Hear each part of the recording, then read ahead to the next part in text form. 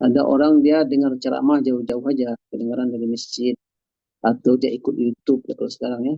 Nggak pernah ke masjid, dia dengar ceramah di HP. Kata Ustadz, satu kebaikan dibalas oleh Allah 10 kali kebaikan. Kalau satu keburukan dibalas oleh Allah satu dosa. Maka kemudian dia mencuri, ya, mencuri 100.000. Lalu 10.000-nya dia sedekah.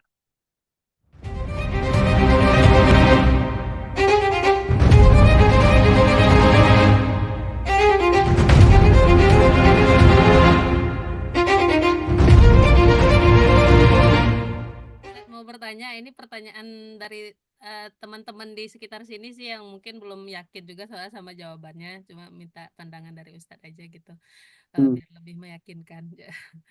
Jadi ini pertanyaan dari teman-teman itu ini nah kan misalnya dalam Ramadan ini kita udah mengalokasikan dana untuk infak Ustadz gitu. Misalnya gitu, udah mengalokasikan dana sekian untuk infak. Itu bagusnya infaknya langsung atau dibagi-bagi Ustadz per harinya. Kan nominalnya sama aja itu Ustadz kayak gitu. Misalnya kayak gitu Iya, nominal ujungnya karena udah dialokasikan untuk infak gitu. Jadi ahsan yang mana Ustadz gitu. Itu pertanyaan pertama.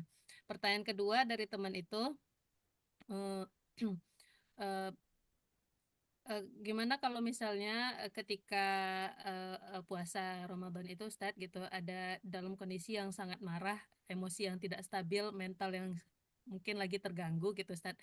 Apakah boleh atau diizinkan untuk membatalkan puasa gitu, untuk menenangkan atau gimana gitu Ustadz. Nah, itu pertanyaannya. iya. Wah, Ustadz. pertanyaan psikologi nih. Iya Ustadz. Iya. Ya, wallahu a'lam bishawab. Terkait mana yang afdol, ya amalan itu afdoliyahnya itu banyak faktor. Yang pertama, yang paling banyak atau paling luas manfaatnya.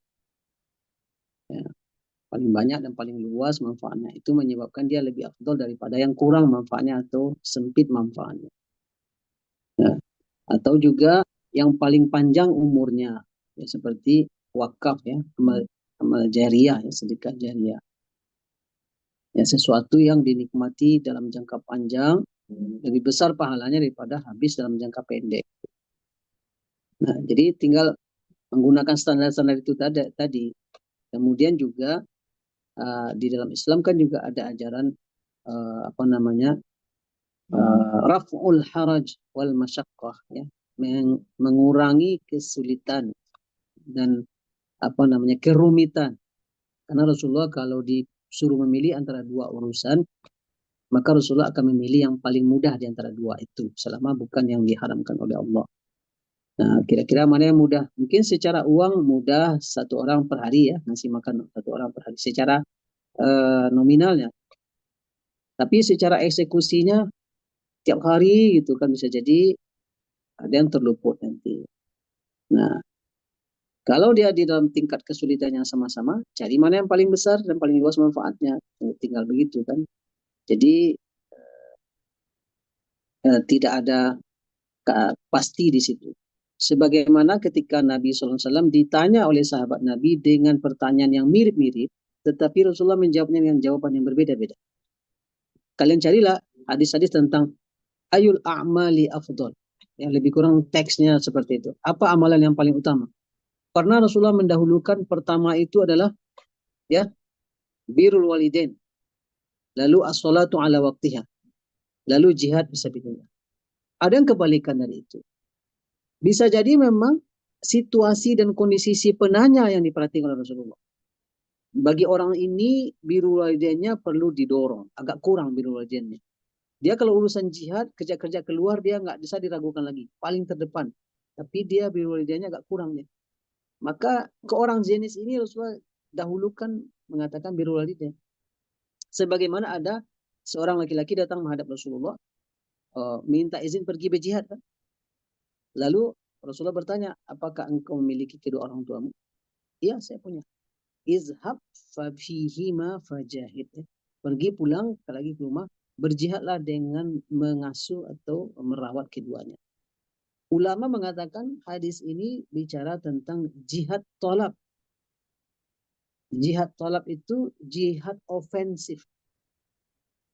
Jihad menyerang. Ada jihad satu lagi, jihad difa'. Jihad defensif. Jihad mempertahankan diri. Jihad tolak itu fardu kifayah. Pergi kita berperang ke Gaza, ke Palestina itu fardu kifayah. Kalau sudah ada yang menyelesaikannya dan dia lebih ahli, sudah kita sudah tergugurkan dari kewajiban. Itu jihad tolak namanya. Jihad tolak itu hukumnya fardu kifayah. Tapi kalau negeri kita sedang dijajah oleh orang kafir, maka kita semua wajib, bahkan perempuan pun ikut serta berjihad. Itu jihad difa' atau jihad defensif, ya. Mempertahankan negeri kita, agama kita, kehormatan kita. Hukumnya fardu ain. Nah, itulah alat-alat ukur lebih kurang, ya, cara kita mengukur-ukurnya, mencari afdaliyah, ya. Tentu di sana bisa berkonsultasi, bertanya, juga mempertimbangkan situasi dan kondisi. Ada juga yang cukup rutin minta tolong sama Ustaz. Ada ikhwah dari Brunei. Ini hari-hari ini biasanya dia sudah akan segera menghubungi. Dia rutin berinfak 10 hari pertama 50.000 untuk 2 orang. 10 hari kedua 150.000 untuk 3 orang. 10 hari terakhir 200.000 untuk 4 orang. Jadi dia mau naik-naik gitu. Selalu tiap mau Ramadan minta tolong sama Ustaz. Antum cari kalau orang yang berhak, ini anak kirim. Nah, yaitu apa namanya? Itu salah satu ide kreatif lah untuk mencari amal soleh, mencari peluang pahala. Mungkin dia di sana pun ada amalnya yang lain, kita nggak tahu kan. Tidak ingin seperti itu. Lalu saya minta tolong ke orang mengeksekusinya. Dia mintanya kalau bisa per hari eksekusinya. Per hari, dikasih per hari. Bisa jadi seseorang dikasih langsung 10 hari, lebih teringankan kebutuhannya. Dia bisa menata, mengatur, bisa jadi kan. Maka kalau itu situasinya, lebih afdol dia dikasih plek 10 kali di hari pertama misalnya kan. Setelah itu dia bisa ngaturnya. Nah, hal-hal ini sebenarnya kan ada relatif di sini. Begitu kali sebenarnya. Yang kedua, terkait menyengaja membatalkan puasa. Tentu hanya dibolehkan karena uzur-uzur yang syar'i. Sakit, ya, insan. Nah, tinggal tadi itu situasi emosionalnya separah apa, ya. Tentu harus yang ahlinya yang memfatwakan agar terhindar dari kemurka Allah. Yang menyengaja puasa dibatalkan itu kan berat hukumannya, ya. Nah, ini tentu diputuskan oleh yang ahli di bidang itu. Kalau sakit fisik tentu dokter, ya. Tapi kalau sakitnya psikis tentu psikolog atau psikiater yang memvonisnya. Jangan kemudian buru-buru memfatwakan sendiri. Ya. Berfatwa sendiri itu berisiko nanti, ya. Ada orang dia dengar ceramah jauh-jauh aja, kedengaran dari masjid, atau dia ikut YouTube, ya, kalau sekarang, ya. Nggak pernah ke masjid, dia dengar ceramah di HP-nya. Kata Ustadz, satu kebaikan dibalas oleh Allah 10 kali kebaikan. Kalau satu keburukan dibalas oleh Allah 1 dosa. Maka kemudian dia mencuri, ya, mencuri 100.000. Lalu 10.000-nya dia sedekah. Dosa mencuri 1, pahala bersedekah 10. 10 kurang 1, 9. Masih surplus. Dia fatwa sendiri ini kan. Tanya sama ulama, tar dulu, jangan fatwa sendiri. Innallaha thayyibun wa la yaqbalu illa thayyiban. Allah itu baik. Allah tidak terima yang tidak baik. Mencuri itu dosa. Bersedekah dengan hasil curian tidak diterima oleh Allah. Jadi bukan 10 kurang 1. Tidak jadi dapat pahala itu. Batal. Maka jangan pandai-pandai menyimpulkan sendiri. Tanya lagi sama yang ahli. Was'alu ahla dzikri in kuntum la ta'lamun. Tanya ahlinya jika kamu tidak tahu.